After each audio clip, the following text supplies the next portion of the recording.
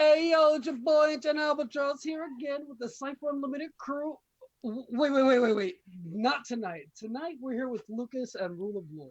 Hey everybody, welcome to tonight's episode of Ramblemancy, where we have we're very excited to have our guests tonight, the Cypher Unlimited crew. Welcome, guys. Tonight we've got Spigs, we've got Ancient Albatross, and we've got Alpha Dean. Welcome, guys. It's really awesome to have you guys here. Yeah, it's great to be here. It's awesome to be on guest forums. Yeah, Oh boy, definitely. it's awesome. No, I'm ever since we got everything set up for our remote setup, I was like, hey, you know what this means? This means we can have so many guests, and you guys were at the top of our list because we've been on your show twice now, so it was well past time that you guys come on ours. So, welcome everybody. First off, thank you for having us. I feel honored. Yeah. It's actually awesome to, it's a little weird being on the other side, not the one asking the questions, but, other than that, this is awesome. Thank you. Yeah. So, so I think, hold on, I'm trying to remember if there's any before stream stuff. I don't think so. So, Henry, why don't you tell us what we're talking about tonight? Oh, welcome everybody. Thank you so much for being here. Welcome to chat and to our guests. We're going to talk about you guessed it, Cypher System, which some of us have immense experience with and some of us are relatively new to. Yeah, right there. Look at that. Al's got it. Hey, there it is. Oh, you're on the original. Mine's. Oh, wait, hold on. I feel left out. 1 second. Had to. I got it. Mine's in a drawer. Okay. As soon as I had some bones, I had to toss them towards Monty Cook. It was like I gotta get these. So I got a couple one for Lucas and one for Henry too. Spotlight back there. How about that? Yeah. There we go. Yeah. Okay. There. All right. There you go. Just the shelf. Yeah. I have every book Monty Cook Games ever made in print is just in another room. As you can see, I'm in the playroom. So yeah. But I do own every book. Yeah, that's really the truth of the matter. We even own multiple editions. Yeah, I aspire to such bookshelvery. So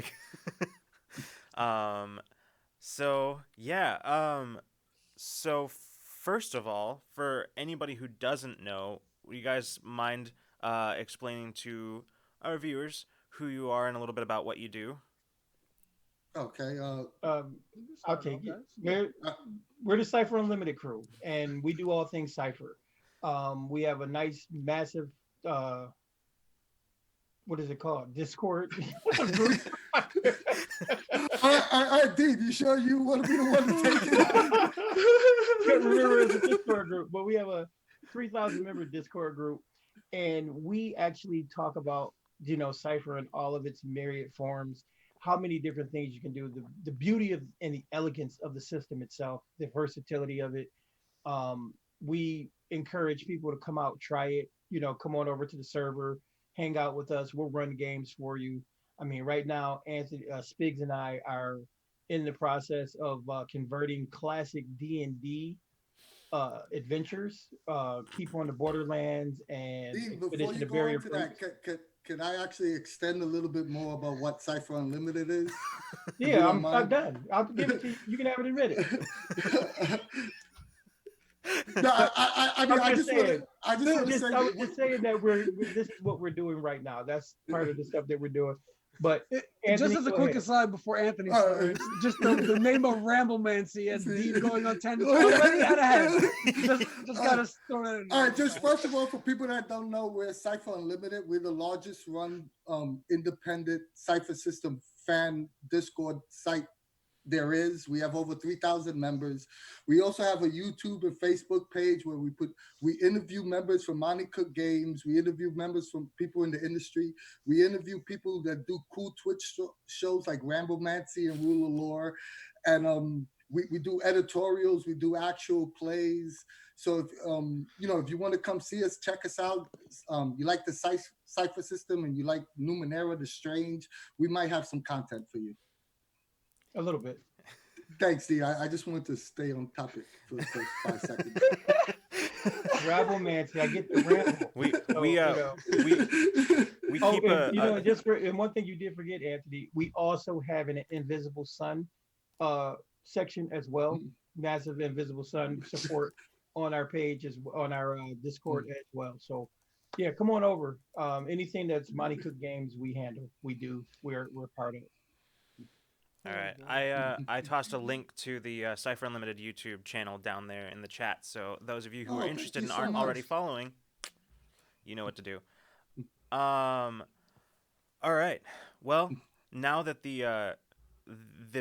we can now that we've gotten through the intro, we can dispense with any pretense at order here and just go for it. All right, So- so we're gonna Pretense and back up order. and just unleash Dean on the masses. Oh boy. Oh, I'm not. man. I was just saying about some of the cool stuff we were doing at the moment. That's all. Yeah, no, I've actually been seeing you guys posting about doing it's Keep on the Borderlands. Is that the one that you guys are converting? Yeah, Anthony, go ahead. Go ahead. I'm going first. I'm attempting to do Keep on the Borderlands. It's Beckney first edition, first Gary Gygax adventure, and it's been a blast so far.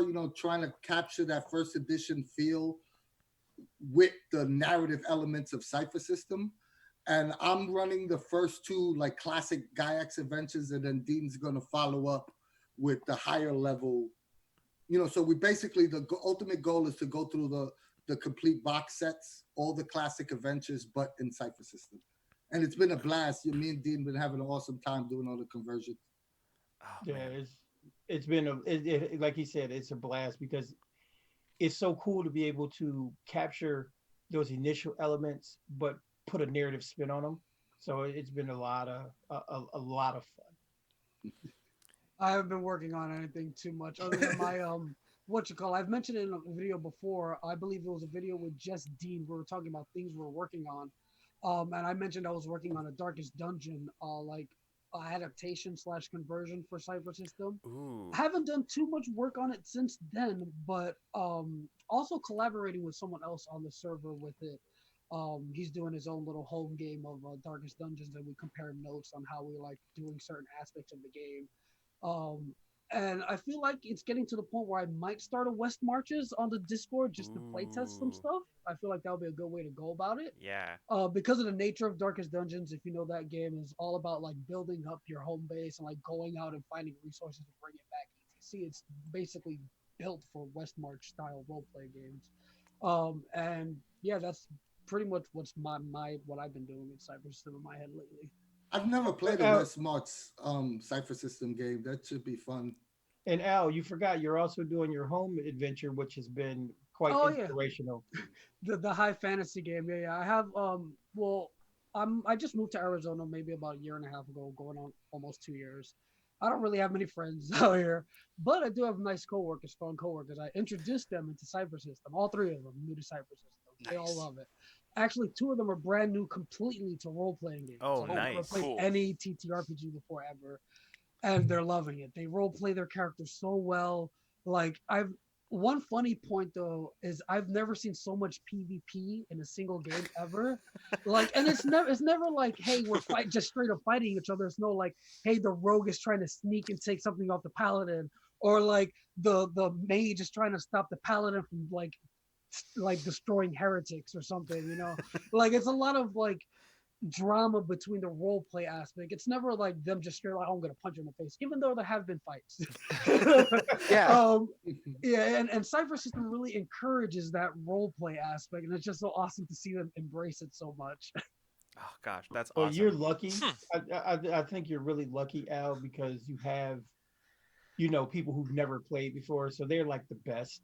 I've come to love introducing new people as opposed to playing with experienced players, because experienced players sometimes, they know everything. Ah, yeah. I was thinking, not to disparage people who've put so much time into it, but there's something special about playing with people for whom it's a completely new experience. Yes, exactly. I like I like a first time GM being a player in a game of a first time Oh, GM. this Oh, far. cool. I really enjoy that experience because you see, they attempt stuff that you might know either will work or won't work, but you let them see for themselves how, like, you could tell something is like, okay, this might not be narratively the correct route to take, but you could see like the light bulb go off when they have to make the certain adjustments because they realize it, or vice versa. They'll do something that you'd be like, oh man, I never thought of that. Exactly. And Yeah. only someone who's never run a game before, will have that mindset. That's That's pretty fun. Yeah, that's so true. I mean, I like the few times that I've been able to be in games by like first time GMs, um, they've usually been like pl- uh, players in one of my games who were like watching me do it. They're like, oh, that actually looks like something I could totally do. And then then they would jump in and do it. And it was so awesome seeing some of the stuff that they would come up with because it was so often it was stuff that was like, wow, I wouldn't have done it that way, but this is really cool. Like, Yeah, and- exactly. Yeah. Yeah, I probably need to prod one of the players. Actually, one of them did run a session, but he has run games before, just Okay. never Cypher System. Like I said, the two of them are brand new to TTRPGs. One of them has played D&D before. He's still excellent role player. What you call it? And one session, he's like, oh, I want to GM a session. You make a character and you'll play. And I was like, all right, I'll make a character. And we're playing in a high fantasy game, and we based everything off of like D&D stuff. So like there's the different races and stuff. So I made a Kenku alchemist, I think, and his name is Kaklang because that's the sound of like his he carries a frying pan, and that's usually what he does his cooking on, or like his like alchemy. And Kaklang is a noise it makes when it like hits something. So Yes. yeah, That's cool. yeah. So we actually all got little like Hero Forge minis printed of our characters. Ooh, So like nice. yeah, and I don't know where mine is right now. I'd look for it, but yeah, I definitely should get the two guys who haven't like who are new to it to try to GM, see how they do Yeah. with it. It would be awesome, I think, Well, because they role play and they do the narrative stuff so well. So I feel like them GMing would be really cool too. Al, you just took me back to God, probably 35 years ago. Yeah, I had a character named Kyle of the Mug, and he was a fighter who it was an elf fighter who ended up getting cursed. So he grew a beard like a dwarf, and he had attitude like a dwarf, and he liked to drink, and he ended up with a mug that was enchanted, and he would beat people with the mug. Excellent. Sounds like D&D. Oh yeah, he would beat people with this mug, and then he got another enchantment on it where it was ever full, so he could be like beer. Oh, yeah, here's Kaklang. I doubt if you can see it nice. well, but Oh, that's awesome. Awesome. alchemy bottle throwing out like potions. Oh, He has that's this so little cool. frying pan. Yeah, I wish That's I could like cool. set a focus, but yeah, Yeah. and his name is on the bottom, Kaklang. Which talking about the Hero Forge. I did the backer. I kickstarted their latest one. Yeah. So now I have the ultimate character creator thing that they have, Yeah. and you can do them in color and everything now. So they'll Yeah. turn them in color for you, Oh and my you can gosh. also turn them into tokens. So that's pretty cool. Maybe we'll Oh, I sit didn't down know and get that. Clang a token. I didn't know that. That's awesome. I almost lost a bunch of hours to that website a few days ago, but something distracted me. But now you've reminded me that it exists. I have to fall back. It's just a super fun website to play Yeah. around with. I don't look at minis or dice sites anymore because I wind up purchasing stuff. And then like, why did I buy $60 worth of minis when I play Theater of the Mind 90% of the Yeah. time? I It's know da- that feeling. It's dangerous. It's like Oh. Like me Whooping with out camping dice. gear. yeah. Camping gear or anything like that, outdoorsy stuff. It's like, Yeah. well, there goes $200. I can't do it anymore mainly because like the Nice. one time like there's no better way to make sure that your character is gonna die than buying a mini for them. Yeah. I Oh, know. $20. Yeah, so I heard you like dice, so we put dice in your dice. Mean. Yes, that's Yeah. amazing. These are the 50th anniversary Gen Con dice. Oh The man, 50-year wow. anniversary. I have so many dice. I'm a That's cool. diceaholic. I just And, saw your uh, eyes go up to the dice up there. Yeah, I dude, have I've got dice all over here. Like, dice over here. Love it. My dice bag, is it down there? my favorite dice bag. Ooh, that's pretty. I think I've more or less consolidated everything into this. It Gentlemen. matches. All right, so when I first started playing Cypher System, I had one notebook I did all my stuff in, and it was this one.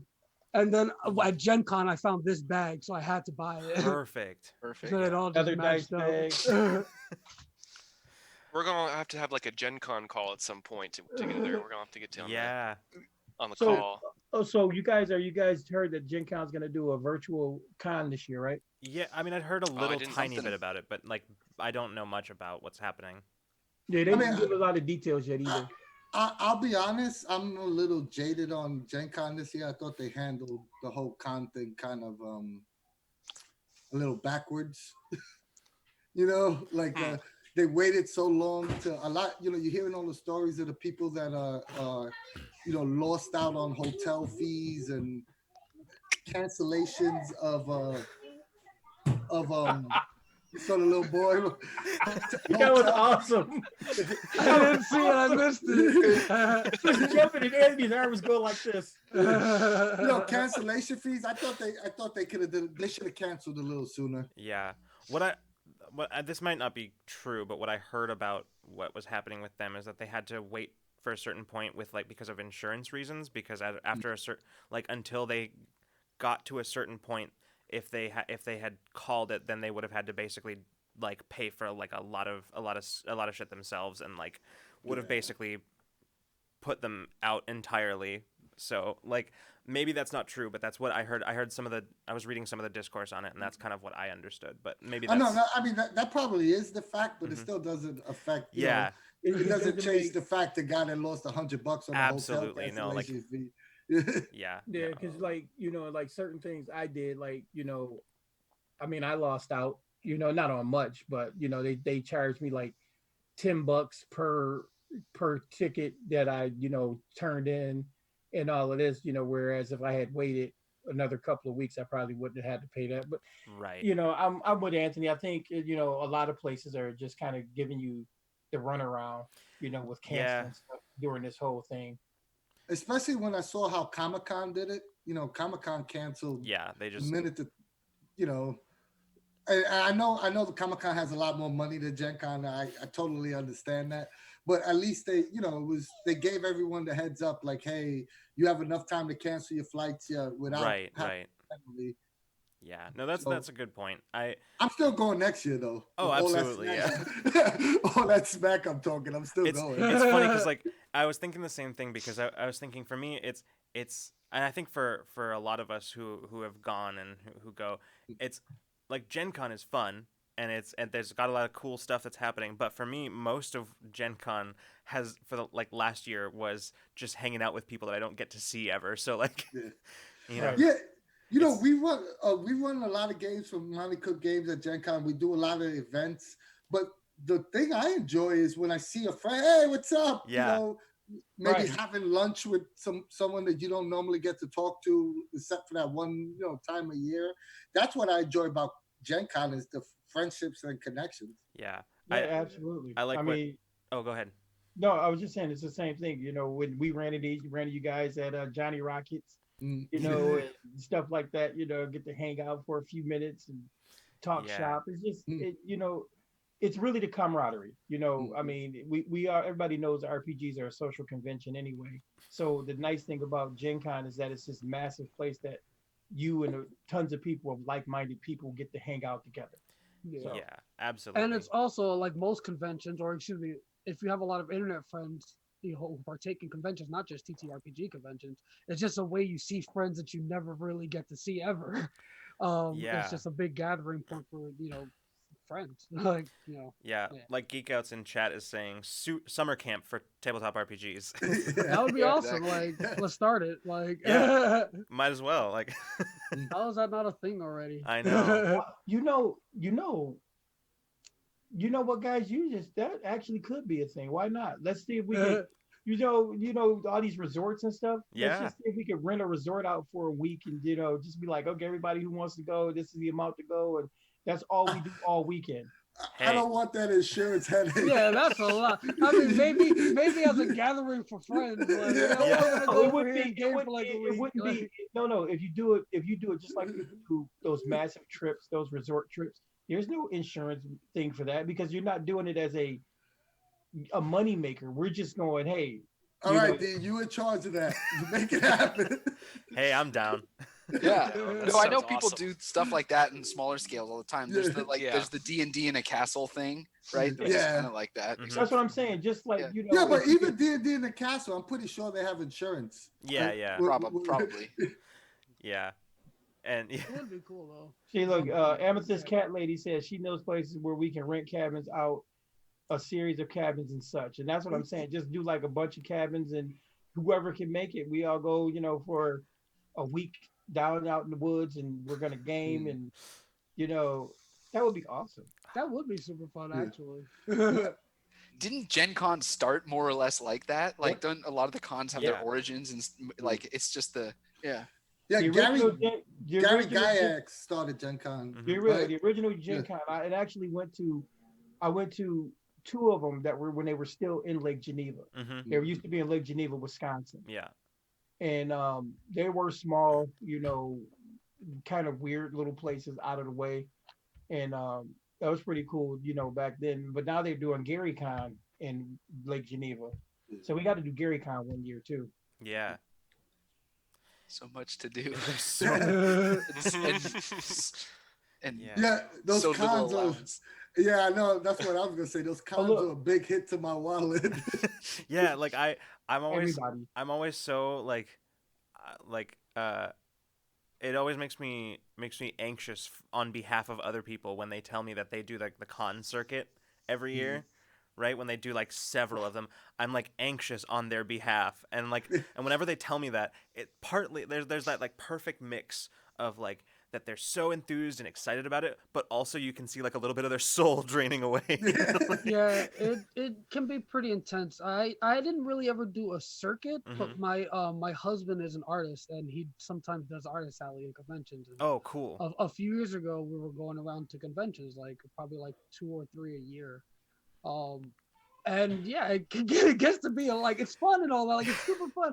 But at the same time, it's super duper draining Oh, on I like bet. the mental Energy. I mean, for me, it's like I used to do my best. I used to do quite a few cons, and a lot of local, like within, up to 4 hours travel, from my home.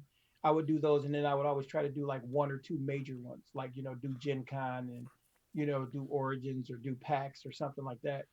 And I tell you, doing the smaller ones aren't so bad because it's like I can go home. I'm going home. It's quick, but the big ones, like I tell you, normally when I go to Gen Con, I'll be honest with you, I do the 4 days at Gen Con, and then I have 1 to 2 days off before I go back to work. When I come back home, it's just okay. Yep. Yeah.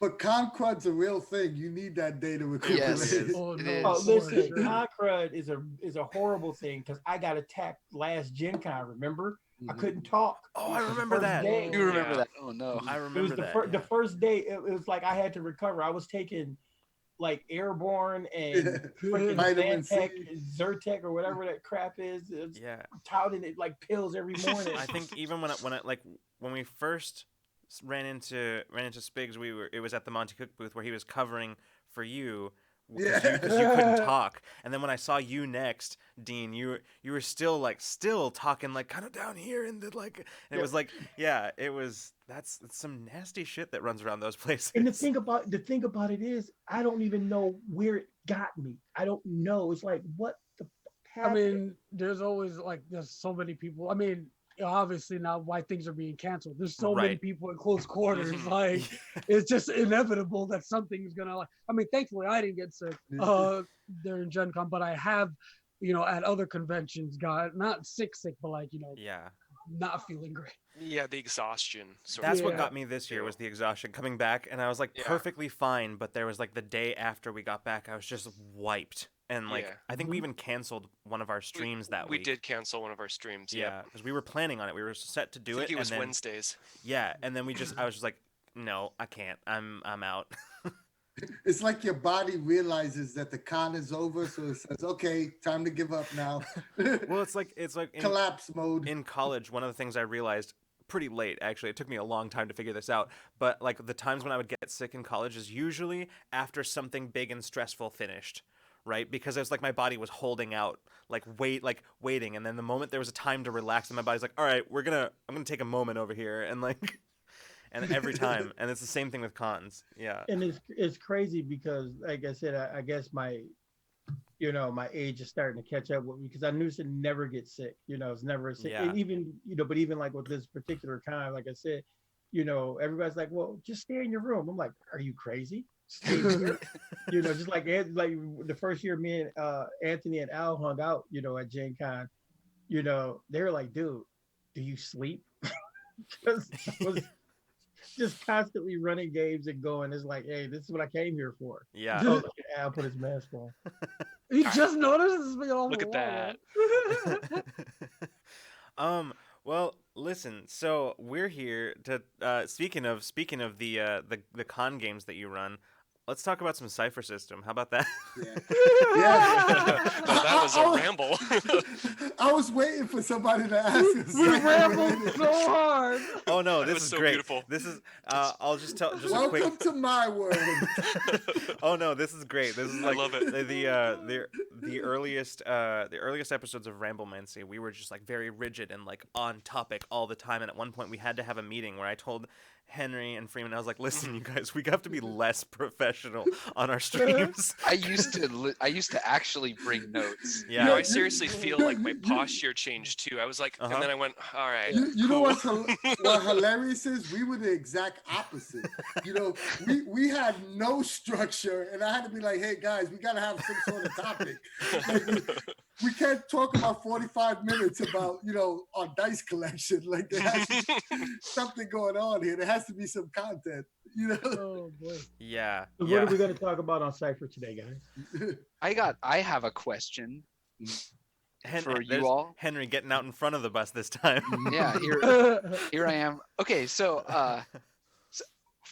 I was able to today to listen to your guys' most recent YouTube video about fantasy, and I just want to say I'm so used to the streaming medium that I kept forgetting that I couldn't like alt tab over and like type something in chat to you as I was listening. It was because I was part of it. Just wanted to agree with Dean how much you like Big Trouble in Little China. That's one part of it. But okay, here I'm already rambling. Here's the question. So I know that you all have a lot of experience playing Cypher System and have played it for a while, but especially sounds like you're all kind of in fantasy land right now, like in that genre. In your tinkering or in your playing, have you found any mechanics or rules or ways of playing recently that maybe you'd missed before, or that you see in a new light that are like were surprising or extra exciting to you right now? Well, I'll let you. I mean, I have a Yeah. little bit. If I'm interpreting the question correctly, if there's something in my game at home or my fantasy game or whatever have you that's made me think about a certain game aspect different way. Is Sure, that what yeah.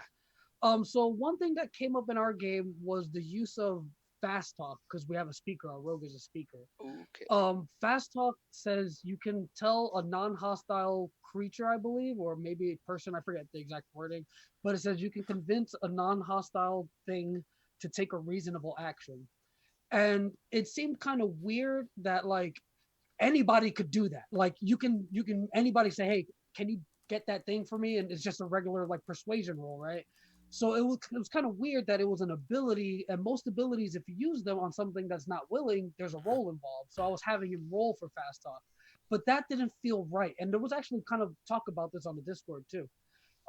So instead of rolling for fast talk, they can just do it for free. They just tell this non-hostile thing, hey, I need you to do this and use fast talk. It works, no roll involved. But it has to be extremely reasonable action they're being asked of for it to work. So there was a little bit of tweaking involved with fast talk, and I never really that I never really had an extended game. All my games have been one shot from out for like previously to this. This is my first like campaign type deal. So I've never really had extended like what is it, interactions with that ability, over the course of several sessions. And just over the first couple of sessions, it just didn't seem to make sense to have him roll when anybody could just roll to tell him, like, hey, could you grab that piece of paper for or whatever, like pull that lever for me or whatever. Like, but that's just one example of just a different like sort of like ability I like changed my idea or thinking of due to like how gameplay went. Yeah. In Infinite Horizon, I feel like the question of like when to roll for certain abilities has come up already too. It's kind of ambiguous, I think, maybe by design, but it's. I mean, usually the like given is if uh, a unwilling creature doesn't want to do whatever you're attempting through an ability, then a roll is required. Right, So, right. So whenever you enthrall or attempting it, there's all those abilities have rolls. Like you have to roll to that. You And know. Okay. well, I was gonna piggyback off that by saying, which is why the wording for fast talk was a little weird, because it's a non-hostile creature, so it's already not aggressive with you, and you're asking it to take a reasonable action, which is something that it would already kind of do. So rolling, like again, maybe if a person didn't have the fast talk ability, they would have to roll to have them to do that. But to have a special ability that does the same thing, but still have to roll for it, didn't really make sense. I mean, I don't know how you guys play it, but that's generally how I do it. It makes sense. I think to answer your question from my perspective, I think the biggest mechanical difference that I had to incorporate in fantasy is I had to remove the race as a descriptor. That's traditional in Numenera and the Strange, because fantasy race is too important in the fantasy genre just to be a part of the sentence. So we literally had to recreate every race and add it on to the sentence. So someone is a lucky elf warrior who exists in two places at once. Because in a fantasy setting, race is what makes characters unique almost in a sense. So we had to add an additional part to the sentence. And it took a little work for me and Dean, but I think we satisfied with the races we have now. It was a little back and forth. Me and Dean always argue, so we argued about races for like 2 weeks. But I think we got it down pretty good now. And it's crazy, and I have to really point that out to tell people, don't take it like our arguing is not like, no, we just go back and forth because literally it's just a difference of approach. And 9 times out of 10, we come to the same common ground. That being said, I think what I've looked at differently is when I look at adaptation, because I don't really like the word converting. I don't attempt to convert anything. So I realize with adaptation of like old D&D, D&D in of itself, D&D does not have mechanics that support the narrative. Everything about D&D is mechanical simulations or simulationist idea. Yeah. So it was very interesting to try to connect the narrative mechanics to the to the character mechanics. So like little things that we did were like we were talking about creating the races. We made it a point that all the races got something that had like elves. They're uppity, they're haughty.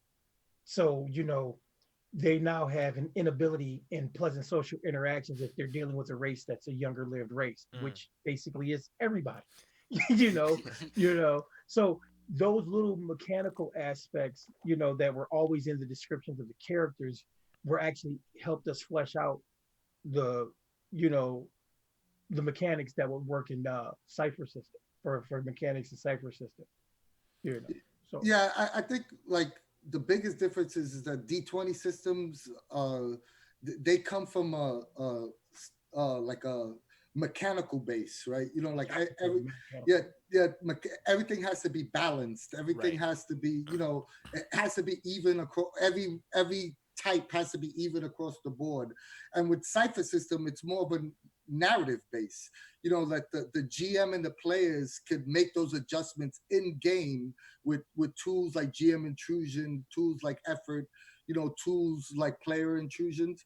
So it was a mindset of how do I subtract this mechanical element from fantasy and add those rules in narratively. You know, it's very interesting. I'm really curious to see how Monty Cook is going to do Tollus. Yeah. Me too. Yeah. Yeah. That, I'm And excited for that giant tome to come in the mail. Like, how many pages is this book gonna be? Like 700? 672. Oh my 672. pages. That's a Beautiful. monster. oh my gosh. The people at Monty Cook Games are so prolific. It's like it's so much Yeah. writing. Well, I have a question for you guys. Yeah. Um, what was the hardest thing to wrap your head around with Cypher System?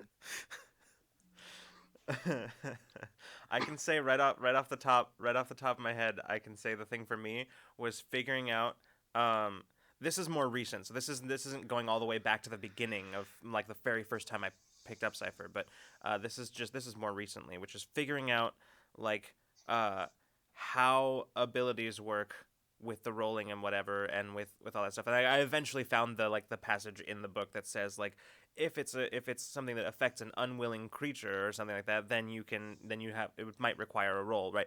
But mostly for me, it was the idea that the book is not as a GM, the book is not there to tell you how to run the Cypher system.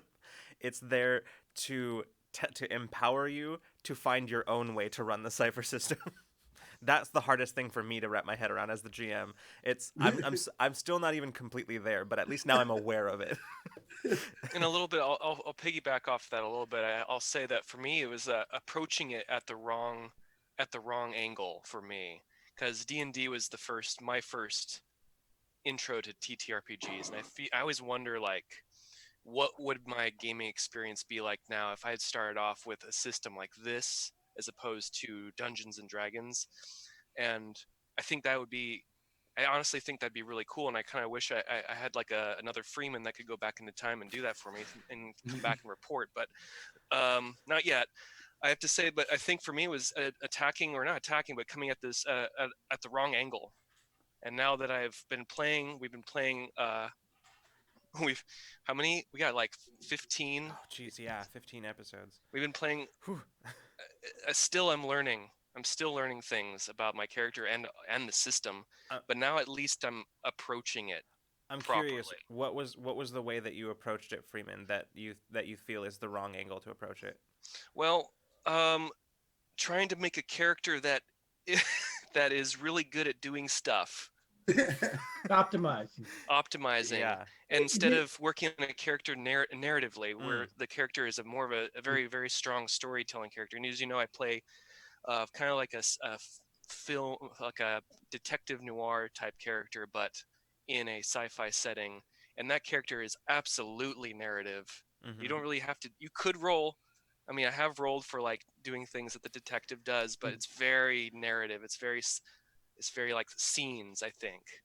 You know, it's funny you say that, because it's that when you approach character creation narratively, you actually, in Cypher System, not necessarily in other systems, but in Cypher System, when you approach it from a narrative standpoint, you actually come up with a more cohesive and effective character if you approach it with the narrative first. Now, if you went to another system like Pathfinder and came up with this crazy narrative concept, your character is going to be a mess. You know, Absolutely. No, this is it's like Caitlin and I are always joking about when we were creating her character for Infinite Horizon, where like she had just some like very vague, weird, like cave scratching type ideas, you know. And when we brought it together, she had a story for her character, but had no idea for what she was gonna do, what kind of character in Cipher she was gonna build. And actually, I think it has worked out well for her coming from it that way. So it's funny that you say that, because that has actually been my experience as well. That having that narrative approach to the Cypher System character actually created a stronger character, because as we've seen many times, like I'm talking stronger not just narratively but also mechanically. Yes. That like we've seen, Caitlin's character has brought down some pretty significant difficulty tasks, without even using any of her like superpowers. So like, You so see, that's a beautiful thing. But before I go any further, Henry, what yeah. about you? Oh,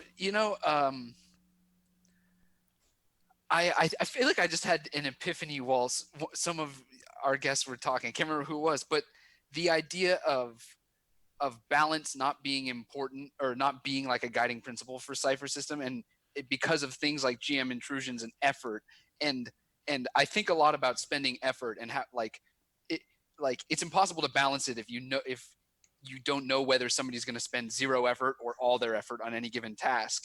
And we're starting like I think we're a couple advancements away from tier 3 now, and so we can really start. So I think I can do 3 levels of effort, so we can really start spending our limited resources and like tilting the odds in our favor in that way.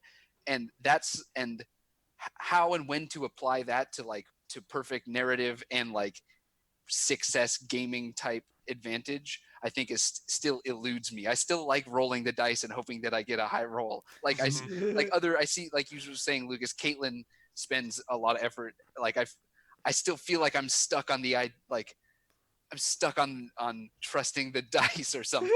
You know? Yeah, but you see, if you think about it, Henry, that's still a narrative decision. You're You right. know, See, that's the because thing. I don't think I'm effort, making a mistake. It's just yeah, something that I haven't fully wrapped my head around. But because effort is that burst of adrenaline that I feel like my back is against the wall. I'm gonna try to go all out. Yeah. That's that scene in every movie. Where you see the main hero, just go balls to the wall and try to accomplish whatever task he wants to do. You And remember in Die Hard, that scene in yeah, Die Hard when he's fighting the big guy, and then he like jumps up on him. He's like, "I'm gonna get you, and I'm gonna eat you, and I'm gonna," that's that effort. Yeah. Those, Yeah. those those points. So so every character shouldn't have to use effort all the time because that might not be their character narratively. You know. Right. Mm. And and okay, yeah. That feels fitting for my character. You say it you like that, actually. Mm. I say it all the time. I talk about it all the time. I wrote an essay that's out there somewhere, and then if you guys want to ever look at it, I call it the paradigm shift. Anthony Tellers talks about it all the time. I needed it. I had to do it when I first got my hands on Numenera. It was the same thing. It was like I got something special here. I don't know what, but I got something. And I was approaching the game initially as it was any other role playing game, any other role game playing game built on a system. And I found that even with like games like Fate and Powered by the Apocalypse games and everything else, I can approach them with that same mindset, and it works. It's okay. But Cipher System, you can't.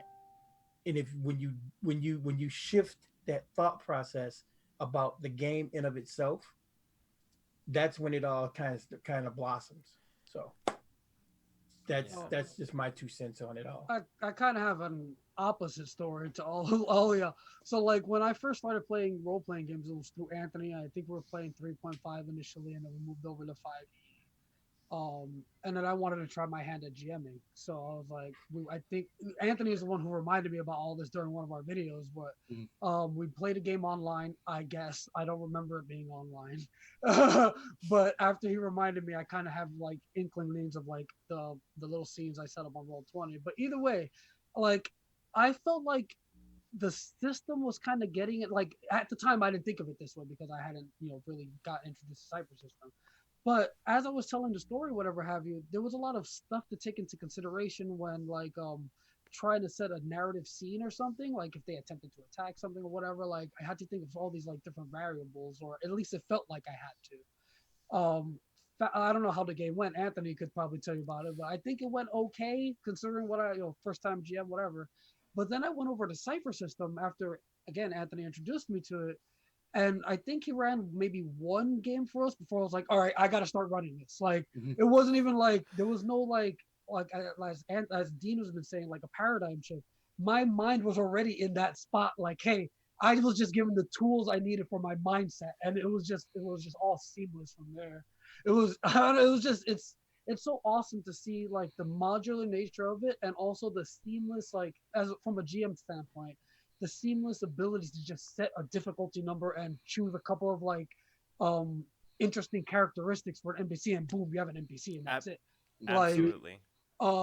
and yeah, it was just I felt so empowered after getting to the Cypher system that like I started GMing more and more and more, and yeah, here we are today. Well, and I And think that's because, that's what I'm saying though, Al. You came in at just the perfect time. Anthony introduced you at the perfect moment.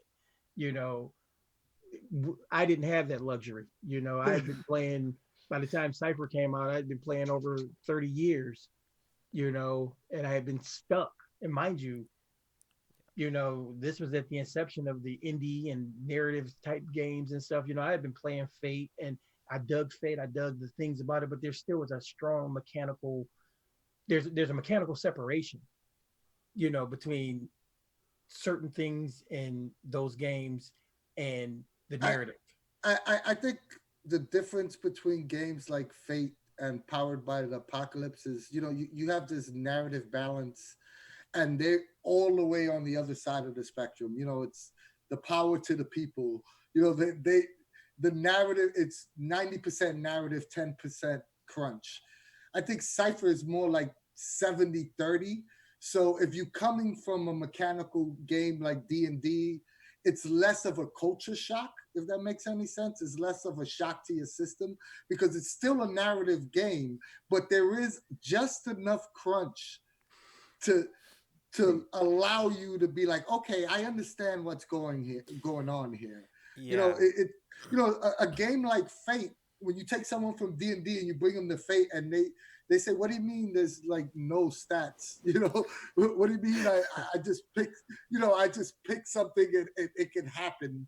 It's really hard to grasp, but at least with Cypher System, there is some sort of character creation. There is some, so it's less of a culture shock. It's easier to teach. Yeah, and that's I think you just put your finger on one of our other favorite systems that we run quite often is FU, or the Freeform Universal Role Playing System, that Henry is a huge fan of, and I like it too for some things, but one of the things that I have difficulty with it about is the fact that it is there that, like, basically mechanically there is zero crunch. Like this is we're talking like smooth Jif peanut butter like crunch here, like levels of crunch. This is like, and so it's hard for me to really sink my teeth into because there's nothing but narrative in it. It's a purely narrative system, and that's hard for me to get my head around because suddenly I'm not thinking like a person playing a game anymore. Now I'm thinking like a writer, and it's hard for me to do like that kind of work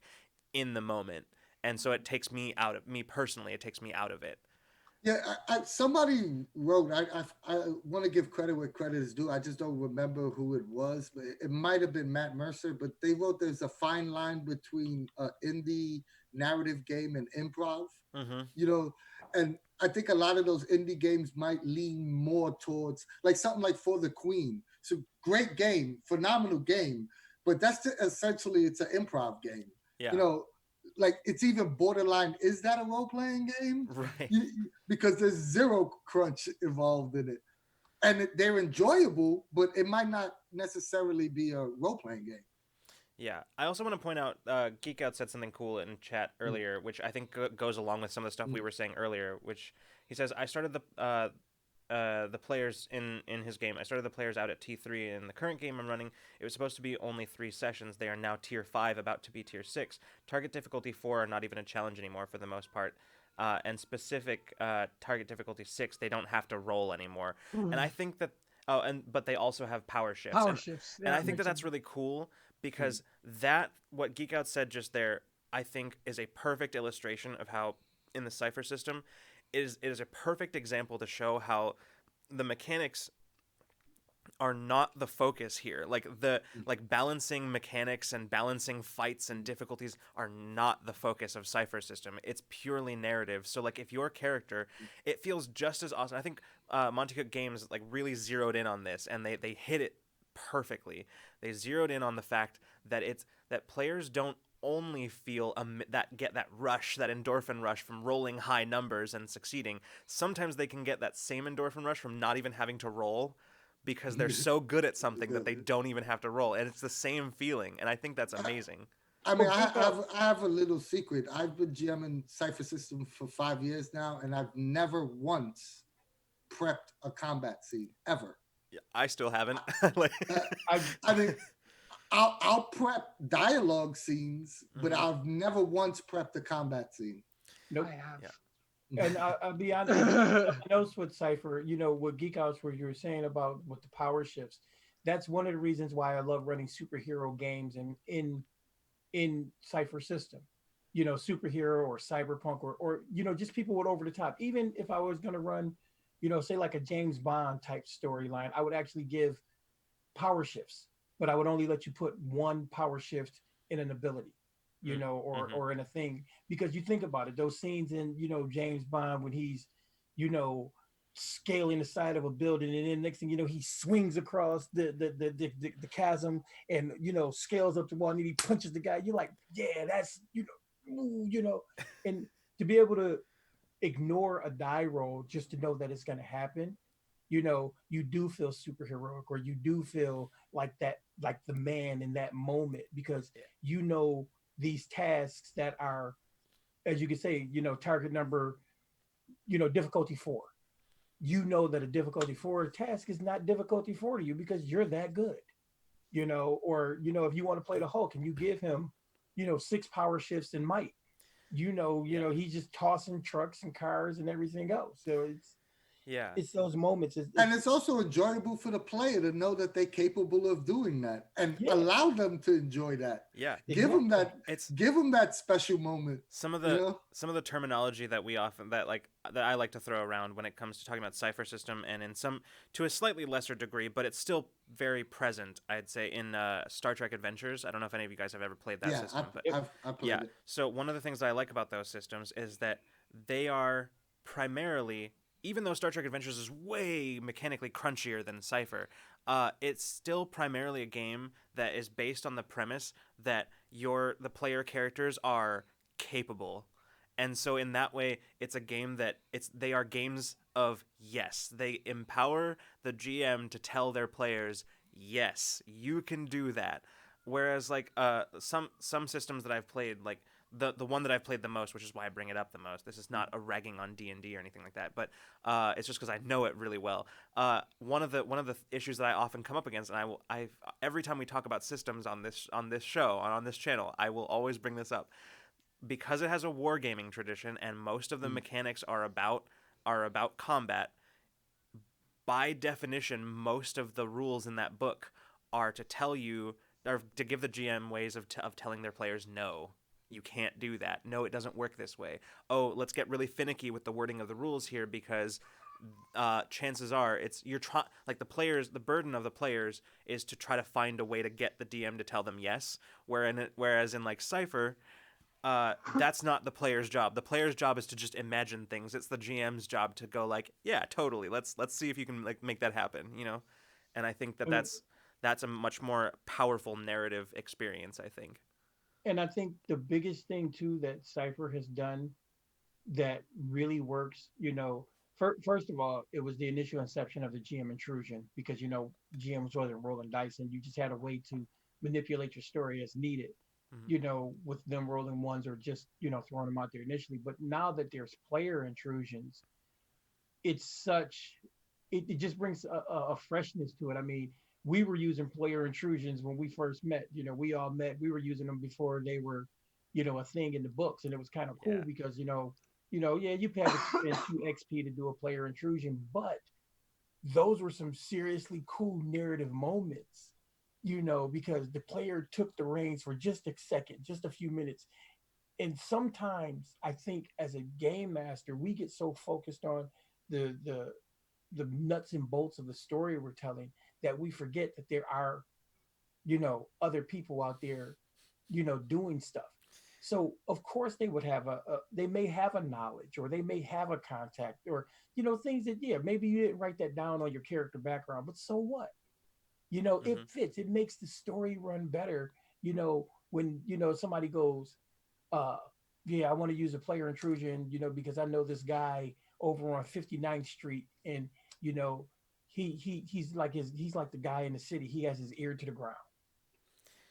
Perfect. Oh, I absolutely agree with that, but I also think that it's a hindrance in some ways as well, because it's retraining your brain for a player to allow.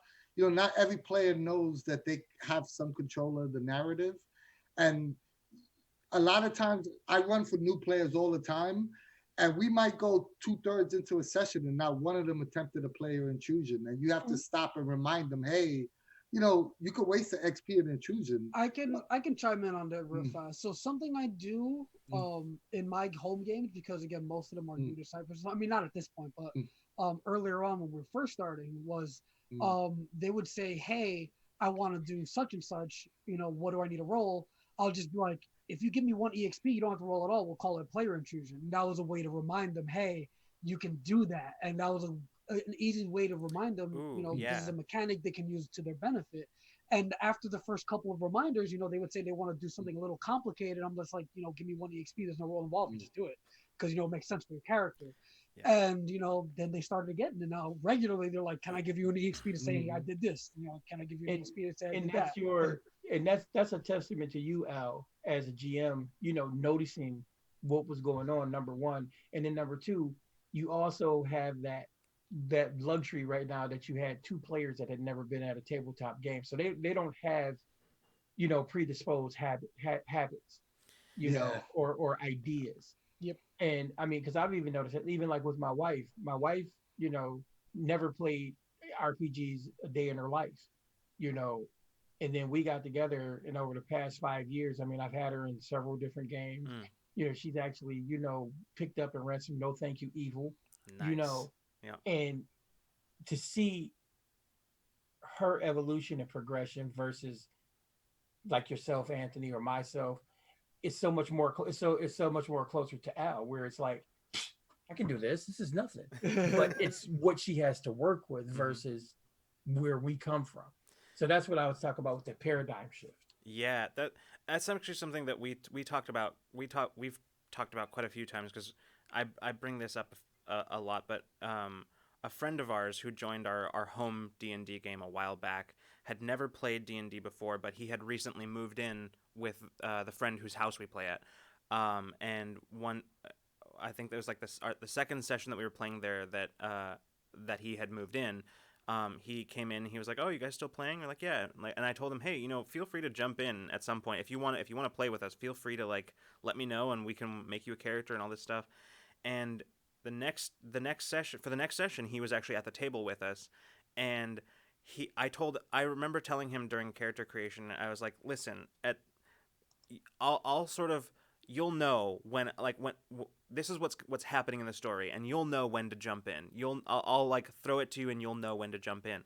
And he actually I gave what I now realize could have seemed like a cue, right? But I wasn't intending it to be. But he jumped in on it and then just proceeded to kill it with his just sort of improving stuff whenever he didn't know the answer to something, to like a question in world, he made something up, and it was amazing. This person who had never played any TTRPG before, and it was so fun to watch, because but I think a lot of what made that fun is the fact that he was unburdened by the tradition of other games and how to like the procedures and things like that. And that's one of the things, going back to an earlier thing that we were talking about new players, that I love, right? That just being totally unburdened by that tradition, that they can just sort of pick up and do new, fresh, cool things.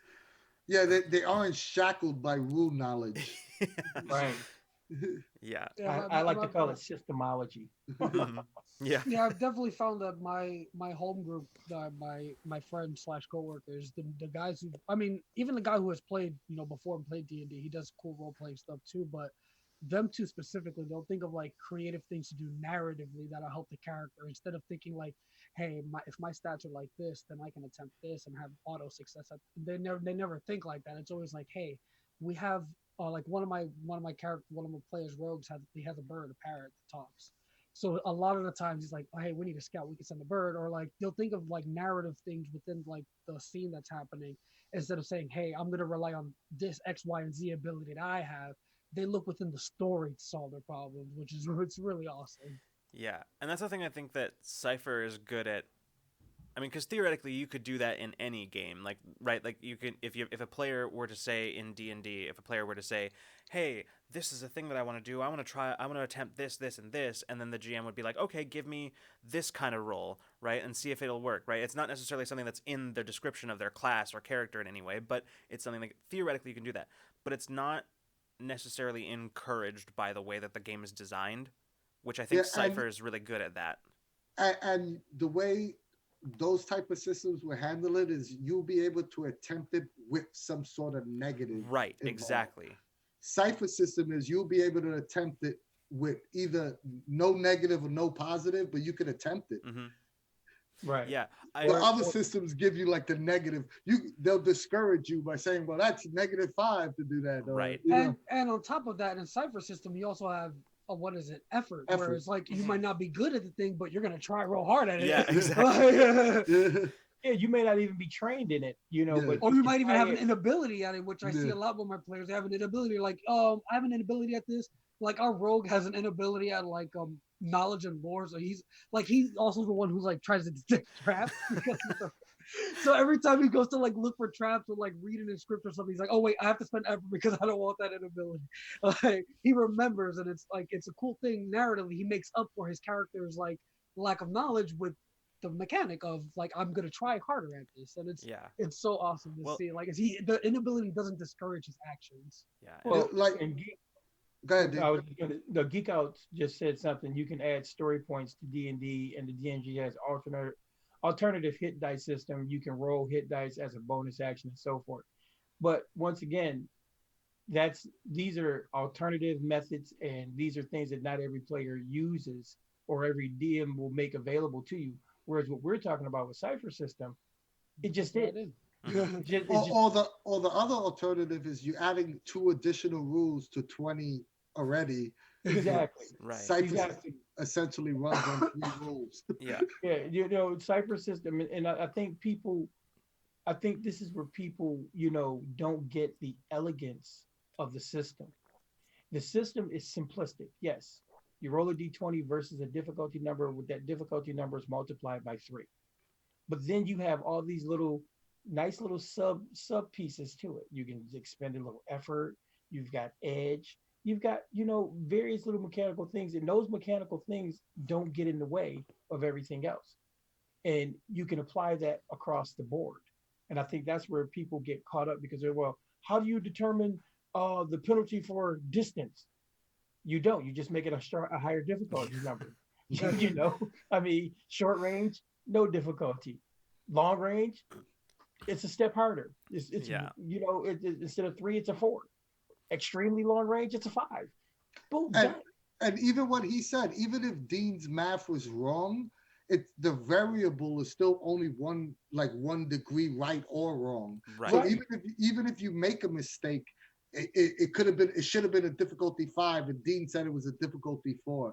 In the grand scheme of things, it really isn't that much of a difference. It doesn't matter. Yeah.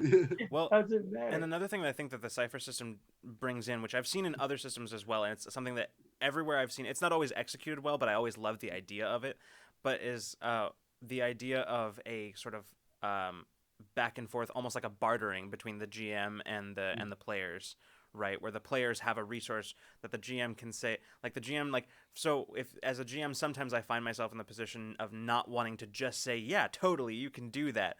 And so then but I really also do want to give the player that moment. But rather than changing the difficulty on them, I could just be like, sure, you can do that. But why don't you, if you give me an XP, or if you spend a little bit of extra from this pool, I'll let you do that. Right. And that way everybody feels like the player gets to do it. They get to do the cool thing that they wanted to do, and the GM gets to feel like they weren't giving it to him for free. And it was, you know, I love that kind of thing.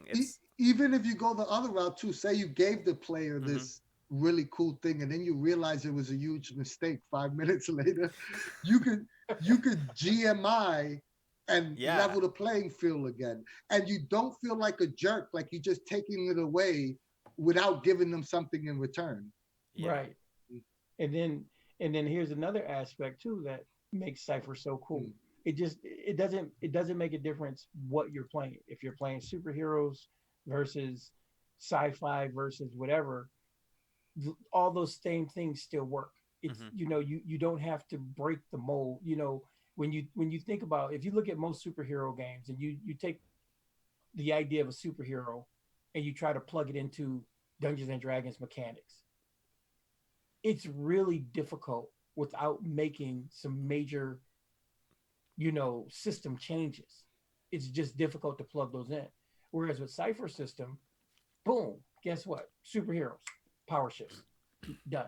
You know, I run a Star Wars game for some people, and basically it's Star Wars without the Force. We Hmm. took the Force out. We do have like they're like more like Shaolin monks that take the place of the Jedi, Hmm. and it's like freaking awesome. It's like it's like space cowboys with samurais, and it works. It just works so well. It's one of the best things I've ever done. Hey, You I know, I run Star Wars on our channel, and it's basically Monty Python and Star Wars had a love child. yes, it is the it's You best. know, Wow. Oh such god, it's a so fun good. It is so game. good. it's called Cleanup in Sector 57. Oh Uh, yeah, yeah, yeah, It, yeah. it's on our stream, and it's about janitors and then people working on the Death Star the day the rebels attack. And we have the total Star Wars feel, and all the tropes and references you could ever want, but it's just But it's using these comedy. references. Yeah, and it's a straight comedy game. It's hilarious. If you ever get a chance, check that out. I love it. I could find a link. Let me find it. Keep talking about. I'm gonna find the link to the video. It is Uh, awesome. I mean, All I gotta say is the end of the first session, we had a Wookiee barber giving Darth Vader a haircut. he wanted his haircut to look like Brad Pitt. Yeah. Amazing. So, but yeah, and that's what I'm saying. There's so many different things. I mean, I we talk about it, like Anthony and I go back and forth, but I have to give like Anthony like credit. Anthony has this amazing talent to adapt anything, anything.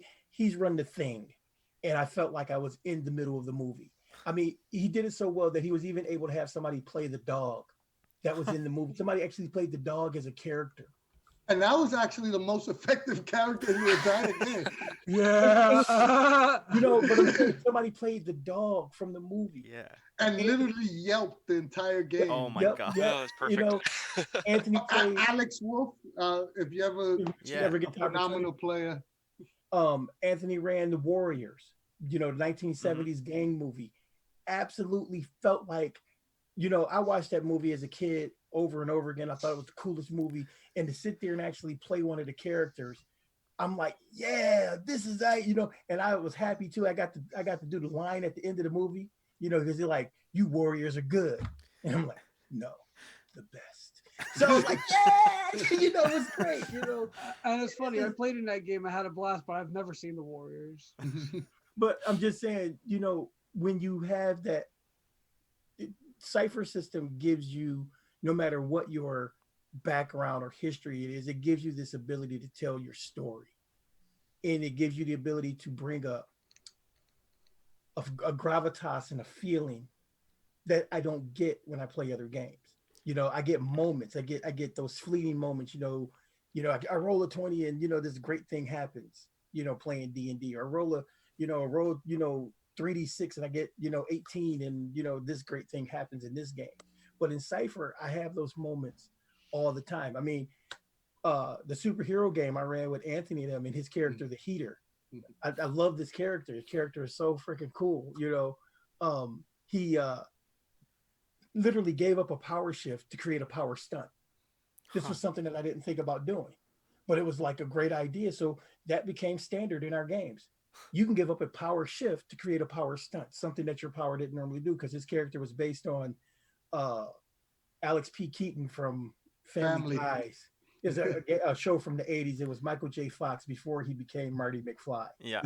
And he was a young Republican, but the Heater was based on baseball, baseball, the all-American sport. Mm-hmm. His character could manifest this baseball bat. That was his signature weapon, and smack these flaming fireballs. Well, he decided, you know what?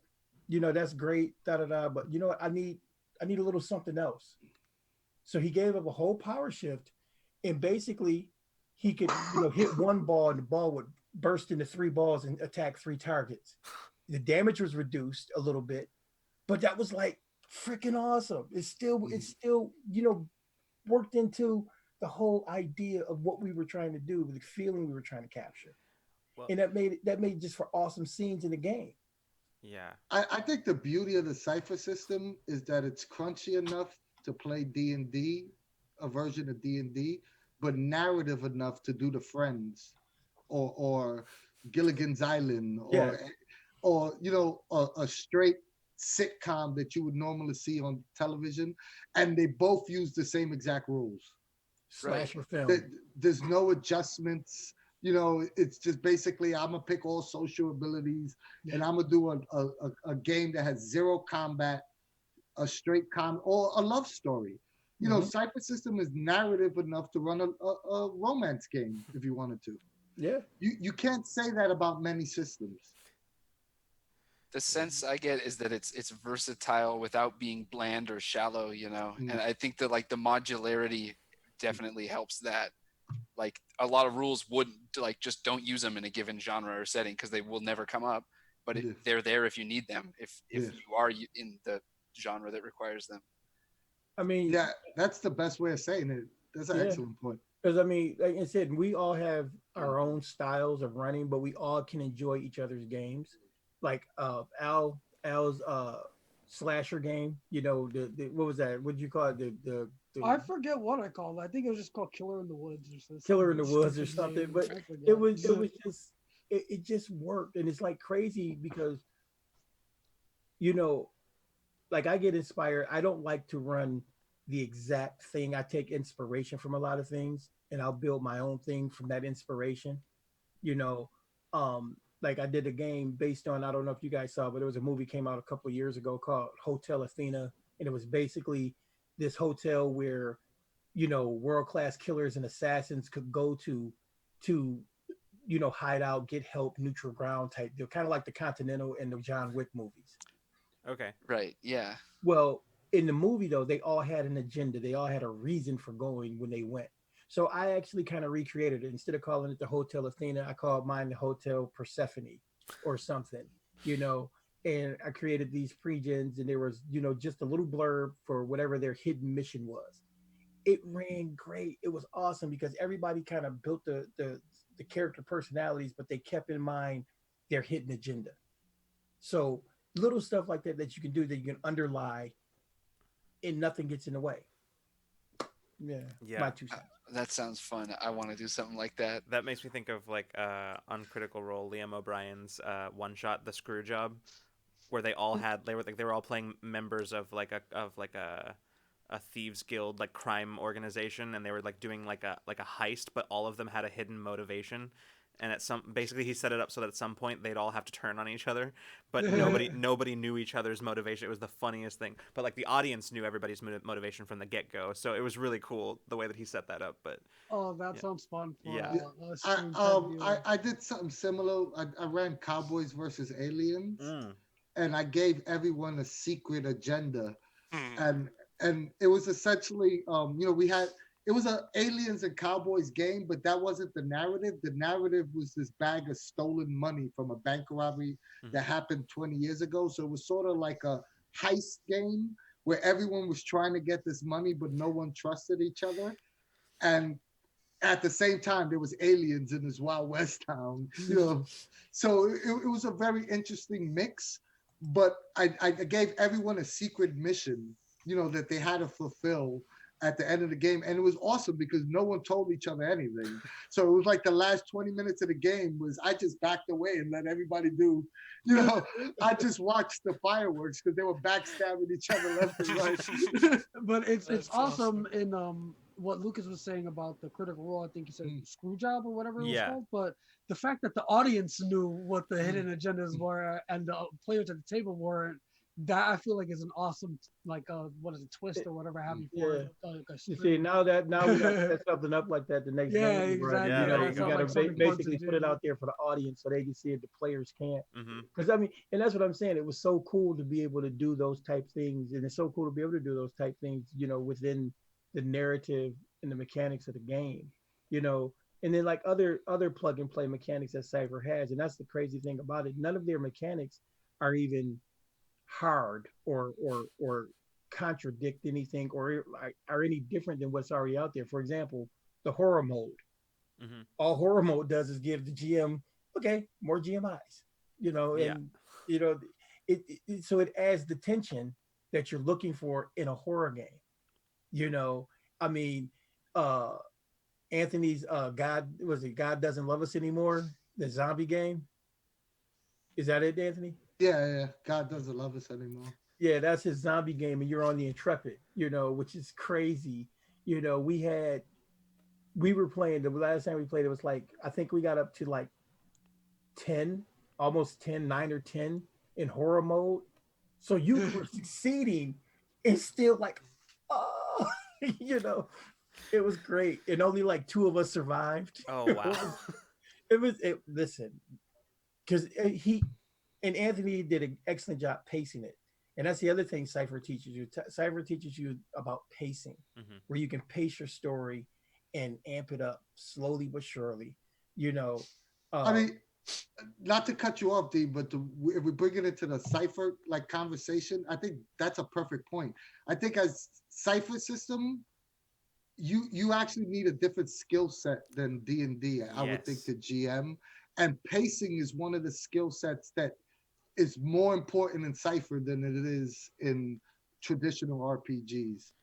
Oh, that applies to all narrative games, really. But you really need to develop a better pacing in a narrative game than you do in a traditional RPG. Yeah, and it's funny because that's so I used to feel like what back in college, my last couple of years there, I was running like a campaign in the foo system, and I was running that for a while, and I had my pacing down like that game because it is like very like basically no mechanics. There's one mechanic, um, that game like you have basically as the GM you have nothing but pacing. Like that's what you have to do. You have to pace things, and every single time because we were in college, people had things to do, right? So like there was like the time bracket that you told people that you were playing for. That's what you had to do, right? Because otherwise you were gonna have people ducking out, right? And that's and that's fine, but it's not fun, right? Like when somebody who's like, oh man, I had this really great moment planned for that character, and they're not here anymore, right? So I had to get really good at pacing, and I thought for a long time I thought that like now having been for the last several years playing mostly like Pathfinder and then 5e, uh, I thought that I had gotten really bad at it again. That I had gotten bad at pacing, but what it is just that those games have so much other stuff for the GM to focus on that it's so difficult to work on pacing. And so a game that you're like, oh yeah, this will totally fit within a 3 or 4 hour time bracket ends up taking like 6 hours. That's why I hate running one shots in like 5e and stuff. I hate it.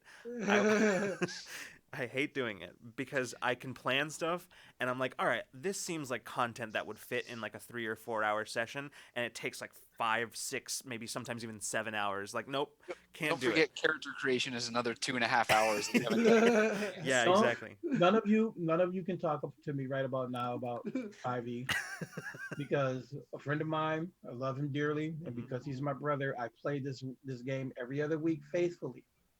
But it is the most painful 5e game because last two sessions, 3 hours, nothing but one encounter, one combat encounter, one, just one.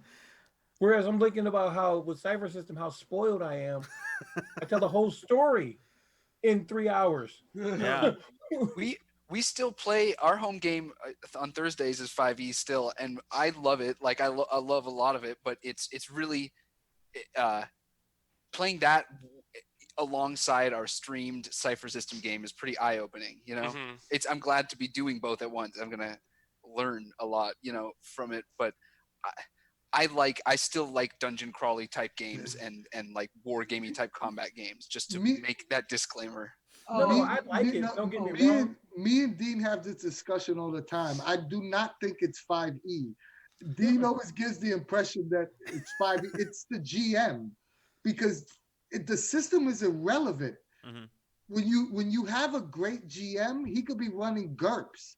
It doesn't matter. Could be, but shouldn't be. Yeah. Throws GURPS under the bus casually. Yeah.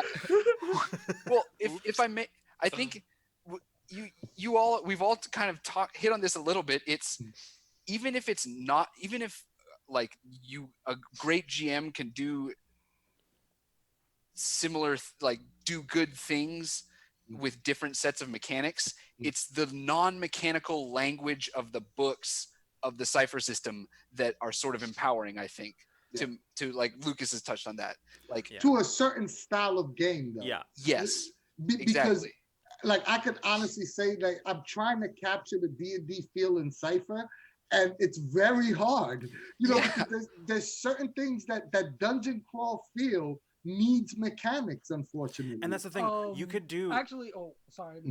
just a real quick, quick point. But you can do a dungeon crawl in Cypher, and you can do it in 5e, but they're gonna have very different. Like if you do a dungeon crawl, try to do a dungeon crawl with Cypher mechanics, your focus has to be different than a dungeon crawl in like a crunchier system. Your focus has to be in that much more narrative style thing. So anyway, so go on now. But also you have to take the how deadly it is. Let's keep it real too. Cypher characters are a little more hardy than D&D characters are. So without you go first. I don't want to know. I don't. Can I curse? Oh, go for it. Yeah. Yeah. You don't want to be the dick GM, to like make something really difficult in Cypher just because you want to have them feel, threatened. Right. So you have to use other methods to give you the same like dangerous feel. Yeah. But what I was gonna say was, Anthony, me and you should talk a little bit about, because you said you want that dungeon crawl feel. I feel like I captured it really well with my Darkest Dungeon. Yeah. But you also added a ton of new rules. Yeah, that's what I'm saying. But I think if you just took the base of just the dungeon crawling part of it, without the light, without all the other shit, I think. Oh, excuse me. I think you can like cobble something together that'll give that dungeon crawl feel without all the extra stuff from the dungeon, darkest dungeon aspect. And here's the other thing too. If you look at when we're talking about D&D, there is the thought process, unfortunately, that you're 0 to hero. So first to 7th level is deadly, no matter how you want to cut the mustard when you play D&D. Like you said, Cypher characters are more hardy. The Cypher characters are a little bit, better. But see, with Cypher, the best thing to do with Cypher, if I'm going to do a dungeon crawl, it is resource management. So guess what? You're just going to tax those resources. There's going to be stuff going on that's going to tax those resources, which is going to get you to the same place that you would get to in a D&D game. And I'm not going to be a dick about it, but it's gonna get you there narratively. I think that was the point me and Henry were trying to make. It's not gonna give you the feel. And there's nothing wrong with wanting the feel of another system. There's nothing wrong with playing another system. And I'm a Cypher, Cypher system guy. Like I think you can love multiple games. Oh no, I'm not saying that. I mean, come on. As long as I've been playing it, I love multiple games. I always find it funny when I talk to someone and it was like, I really want to play Star Wars, or but I want to play it in D&D, or I want to play it. I'm like, okay, all right. Are you playing the campaign? Why don't you try the Star Wars rule set out and see if you like it? You haven't even tried it. You might like it. Star Trek, the 2D20 system, give it a shot. It might be for you, I was just sort of having that thought, like as through all this, like I have not even tried just running a dungeon crawl with Cypher rules, nothing added on, just core rule book. I bet it would be really fun. Like, especially with like the people I love to play with and a good GM, Well, I'll gladly run your guys through Keeper of the Borderlands if you want to play. Heck yeah. Or if you want a crunchier dungeon crawl experience, you can do Darkest Dungeon. I've put some hours into that game, but it's too hard and frustrating. It's my kind of video game. It's hard. It's so stressful. Like it's a lot of the game, like even the game tells you when you boot it up, it's like you're gonna be making the best of bad situations. Like yeah. the whole game It's, is bad the situations. game is one step forward, two steps back, and I- it was fun for a few hours for I me. watched a and friend play that it's game fun. and it stressed me out. So like, I want to play it again, but I don't know if I can handle it. and, could try and to Anthony, I'm with Henry. Anthony, what you were saying, I think you and Henry both saying, I think both of you like kind of hit on an interesting aspect, and like I said, I've played, me, I'll play anything. I got tons of games behind me. I'll read the systems and it's like stuff that I like about, like I was telling somebody the other day, I absolutely love Pathfinder 2. I think Pathfinder 2 is brilliant. I like some, I don't necessarily want to run it. I'll play, run me in a game, put me in a game, let's do it. But it's just being in the right mindset for it. And, that aspect of it being the trying out a system and playing that game within that system. That is truly, I think truly the best advice you could give anybody, because if they built a game, build a system around a game, around a concept, they did it for a reason, And then again, you take the other thing that Anthony and I have talked about is when you build a universal system, a system that's supposed to be designed to run multiple genres, then remember there's never going to be a one for one conversion. You can never convert it one for one because yeah, it's not built to be a one for one conversion. It's built to adapt. That's what it's there for. That's why I say it's a universal system, because you can play whatever you want to play within it. yeah. Well, I think that's as good a note to end on as any, because we are right down at the end of our time. Oh my gosh. So I know this went so fast. I was Oh, I'm sorry about our rambling. don't be. No, it's No. Ramblemancy, It's kind baby. of the name of the show. It is. It absolutely is. No, this is what we do here. But yeah, no, like this is always fun conversation. This is the kind of stuff. This is actually just what Ramblemancy was built on. We were like, hey, what if we took the stuff that we normally do when we're together, the kind of stuff we talk about when we're normally together, and we just make it a streamed show, give other people the opportunity to participate in our rambling, and so that's kind of what. So it works out. We're good. It's good. Well, all I'll say right now is thank you to Cypher Unlimited crew. Thank you guys so much for being here tonight. If you want to go ahead and reiterate for everybody where they can find you. You can find us on the Cypher Unlimited with that same name on everything. We have a Discord server, Twitch, YouTube, Facebook, pretty much every. I don't think we have an Instagram. We're lazy, but neither do we. We don't either. But yeah, you can find us on the Cypher Unlimited, and our names, Spigs, Ancient Albatross, Alpha Dean, all three of us are individually in all those same places. Oh. But the best place to reach us is join our Discord server. Like I Is said, it we okay have if I post a link? Yeah, to that? go for it. Yeah, Please, please do. I was looking for one. yeah, join our Discord server. We have over 3,000 members. There's games being run daily. Yes, I said daily. So if you want to learn the Cipher system, or you're a hardcore veteran of the Cipher system, we have a game for you. Also, we all personally run games on there, and we have tons of experienced, great GMs. And not to toot our own horn, but pretty much everybody from Monty Cook Games, guess what? Are members of our server. So one day you might be talking to Darcy Ross or Shaw K. Reynolds and not even know it. So yeah, join our server. It's a great place to be. Everybody loves each other. Everybody's great. Yeah, that's pretty much it. And I was just gonna say, and real quick, not only are they being run daily, but they're run in various time zones as well. We have people all over the world, Australia, England, you name it, there's somebody there more than likely. And we even have mods who are in the other time zones there. So if you need to talk to somebody, you won't be, stuck waiting for, somebody here in the States to get back to you. So, and all I was gonna say was, if you want to follow me on on Twitch, I stream personally. You can just follow me via the chat if you're in it. I just stream video games from time to time. Playing a lot of Rune Terror lately. Also Nice. play Smash Brothers a lot. probably talking to the wrong audience about this. But either way, be sure to drop a follow if you like video games, you like my personality or whatever, how I look. no. And I You promise. like how I look. no, but I only mentioned that because I got questions about my hair in the last the community video. Like I didn't expect that. Like, but either way, and also on Twitter at Ancient Batros. I'll post that on the chat as well. I'll drop the Cypher Unlimited Twitter on there as well. Can I just say something before you cut us out? Yo, guys, Henry, Freeman, Lucas, I'm really proud of you guys. It's like night and day from when I first met y'all almost Wow.